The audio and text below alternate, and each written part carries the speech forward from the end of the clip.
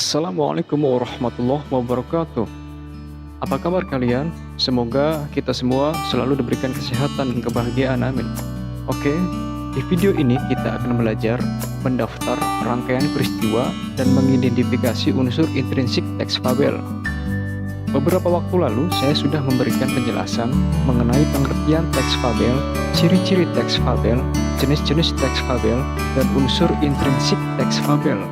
Apabila adik-adik belum paham mengenai materi tersebut, silakan adik-adik bisa lihat dan cermati video yang sudah saya unggah beberapa waktu lalu mengenai pengertian ciri-ciri jenis dan unsur intrinsik fabel. Atau adik-adik bisa klik link pada deskripsi di bawah ini. Baik, langsung saja kita mulai pembelajaran kali ini. Yang pertama tentang cara mendaftar rangkaian peristiwa fabel. Untuk mendaftar rangkaian peristiwa pada fabel, hal yang pertama adik-adik lakukan ialah membaca dengan cermat dan teliti teks fabel tersebut. Baca setiap kata, kalimat, dan setiap paragrafnya dengan teliti. Berikut ini adalah contoh teks fabel rusa dan kura-kura. Coba kalian baca dan perhatikan dengan teliti. Fabel ini terdiri dari 6 paragraf. 1, 2, 3, 4, 5, 6. Baik, jika kalian sudah membaca, sekarang kita akan coba mendaftar rangkaian kejadian peristiwa dari fabel tersebut. Adik-adik perhatikan dan cermati baik-baik ya setiap paragrafnya. Peristiwa 1, kita lihat pada paragraf 1. Pada zaman dahulu kala, hiduplah seekor rusa. Ia sangat sombong, lagi pemarah. Sering ia meremehkan kemampuan hewan lain. Suatu ketika, matahari sudah tampak di ufuk timur. Si rusa berjalan-jalan di pinggir danau. Ia bertemu dengan kura-kura yang terlihat hanya mondar-mandir saja. Tanya si rusa, "Kura-kura, apa yang sedang engkau lakukan di sini?" "Aku sedang mencari sumber kehidupan," jawab si kura-kura. Si rusa tiba-tiba marah mendengar jawaban si kura-kura. "Jangan berlagak engkau, hei kura-kura. Engkau hanya mondar-mandir saja, namun berlagak tengah mencari sumber kehidupan."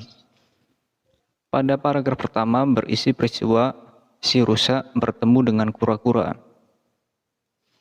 Oke, lanjut ke peristiwa 2. Kita lihat pada paragraf kedua. Si kura-kura berusaha menjelaskan, namun si rusa tetap marah. Bahkan si rusa mengancam akan menginjak tubuh si kura-kura. Si kura-kura yang jengkel akhirnya menantang untuk mengaduh kekuatan betis kaki. Si rusa sangat marah mendengar tantangan si kura-kura untuk mengadu betis. Ia pun meminta agar si kura-kura menendang betisnya terlebih dahulu. "Tendanglah sekeras-kerasnya, semampu yang engkau bisa lakukan," teriak rusa. Pada peristiwa 2, si rusa mengancam si kura-kura. Kalian tulis di kolom ya. Peristiwa ketiga, lihat pada paragraf ketiga. Si kura-kura tidak bersedia melakukannya. Katanya, "Jika aku menendang betismu, engkau akan jatuh dan tidak bisa membalas penendangku." Si rusa kian marah mendengar ucapan si kura-kura. Ia pun bersiap-siap untuk menendang. Ia berancang-ancang. Ketika dirasanya tepat, ia pun menendang dengan kaki depannya sekuat-kuatnya. Pada peristiwa 3 ini, si rusa bersiap-siap untuk menendang si kura-kura. Kalian tulis di kolom. Oke, kita lanjut ke peristiwa 4. Kita lihat pada paragraf keempat. Ketika si kura-kura mengayunkan kakinya, si kura-kura segera memasukkan kakinya ke dalam tempurungnya. Tendangan rusa hanya mengenai tempat kosong. Si rusa sangat marah mendapati tendangannya tidak mengena. Ia lantas menginjak tempurung si kura-kura dengan kuat. Akibatnya, tubuh si kura-kura terbenam ke dalam tanah. Si rusa menyangka si kura-kura telah mati. Ia pun meninggalkan si kura-kura. Oke, kita coba isi. Pada paragraf keempat, berisi peristiwa si rusa menginjak kura-kura hingga terbenam ke tanah. Oke, lanjut ke peristiwa 5. Kita lihat pada paragraf 5. Si kura-kura berusaha keras keluar dari tanah. Si kura-kura akhirnya berhasil keluar dari tanah. Ia lalu mencari si rusa. Ditemukannya si rusa setelah sekian lama mencari. Bersiaplah rusa, kini giliranku untuk menendang. Si rusa hanya memandang remeh kemampuan si kura-kura. Kerahkan segenap kemampuanmu untuk menendang betisku. Ayo, jangan ragu-ragu. Pada paragraf kelima ini berisi peristiwa si kura-kura berhasil keluar dari tanah dan mulai mencari rusa. Oke, kita lanjut ke paragraf 6. Kita coba baca. Si kura-kura bersiaga dan mengambil ancang-ancang di tempat tinggi. Ia lalu menggelindingkan tubuhnya. Ketika hampir tiba di dekat tubuh si rusa, ia pun menaikkan tubuhnya hingga tubuhnya melayang. Si kura-kura mengincar hidung si rusa. Begitu kerasnya tempurung si kura-kura mengena hingga hidung rusa putus. Seketika itu si rusa yang sombong itu pun mati.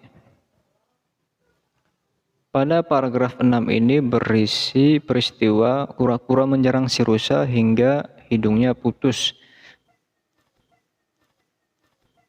Oke, kita lanjut yang kedua, yaitu kita akan coba mengidentifikasi unsur intrinsik fabel yang berjudul Rusa dan Kura-kura.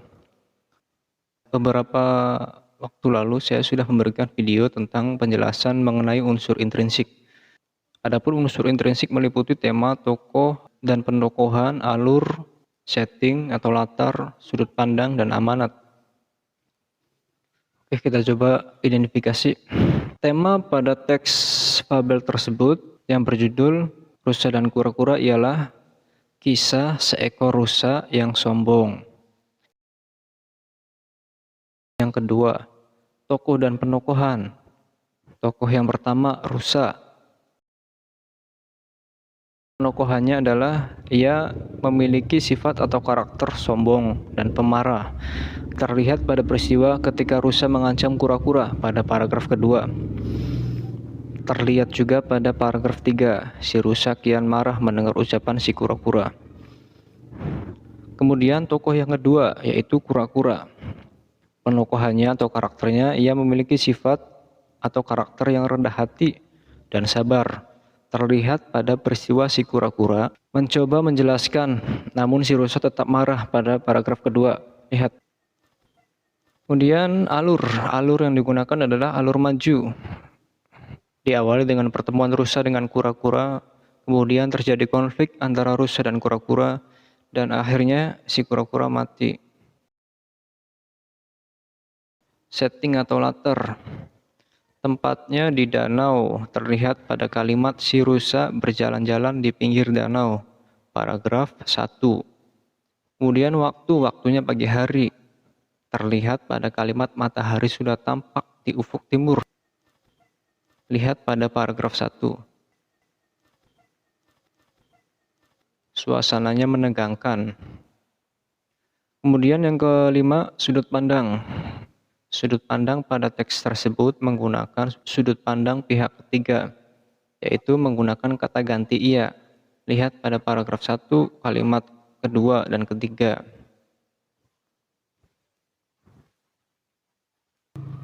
Yang terakhir adalah amanat. Amanat yaitu pesan moral. Jadi kira-kira pesan moral apa yang kita dapat dari peristiwa tersebut?